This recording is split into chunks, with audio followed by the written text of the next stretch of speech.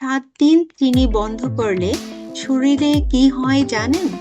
শুধু ৭ দিন চিনি না খেলেই আপনার শরীরে এমন পরিবর্তন হবে যা আপনি ভাবতেও পারবেন না। ১ থেকে ২ দিনের মধ্যে আপনার সুগার ক্রেভিং বাড়বে, মাথা ব্যথা ও দুর্বলতা লাগতে পারে। তৃতীয় ও চতুর্থ দিন শরীর ধীরে ধীরে অ্যাডাপ্ট করতে শুরু করবে। আপনার এনার্জি স্টেবল হবে।